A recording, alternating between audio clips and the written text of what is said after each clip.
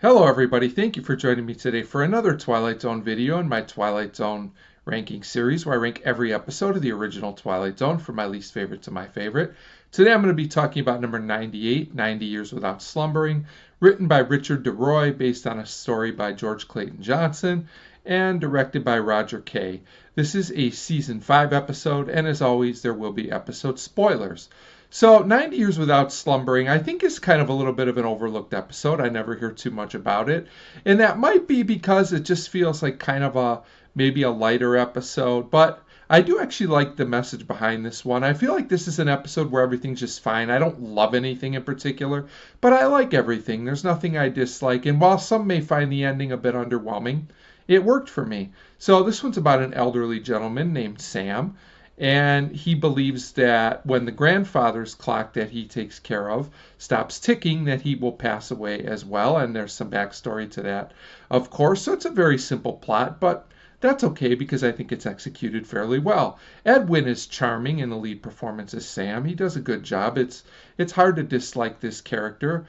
He's the type of character that could be a little annoying, but the way Edwin plays it, it just works.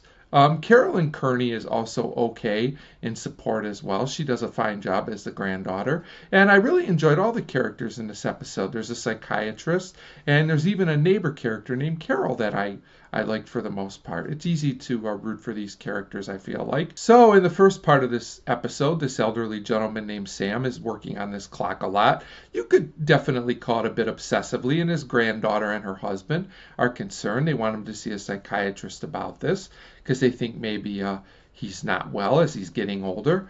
Now, we find out when Sam does go to visit this psychiatrist that Sam's father bought the clock the day he was born, so he associates the clock with his own life, and he feels like when the clock stops, he will pass away. That's why he pays so much attention to this clock. So he's encouraged to sell the clock at this point, even though he doesn't really want to.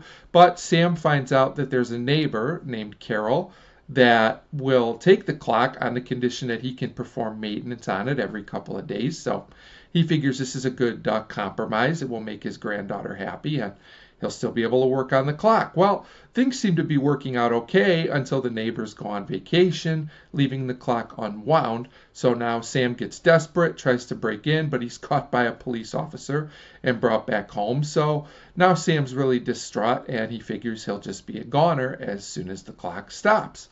So at this point, Sam sees his spirit, but he refuses to believe in this association with the clock anymore, and it looks like he'll be okay after all. And I thought this scene with the spirit was a pretty entertaining scene. So at this point, Sam is free of the clock and free of his superstition, and it seems like he has a new outlook on life. And, you know, while some may find it slight, I actually like the twist that there was no supernatural element to the clock. It was just what Sam believed. So this is a very basic story.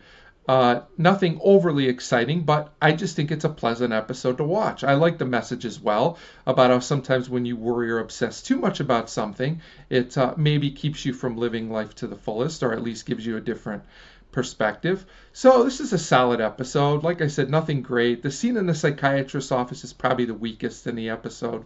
It's a little weird, but it's still not a bad scene, and everything else is just pretty good. There's a nice Bernard Herrmann score as well. So overall, I enjoy 90 Years Without Slumbering, even if it's maybe not the deepest or most shocking episode, and that's why it's number 98 on the list. As always, feel free to leave me a comment on if you like this episode or not. Thanks for your support, and thanks for watching.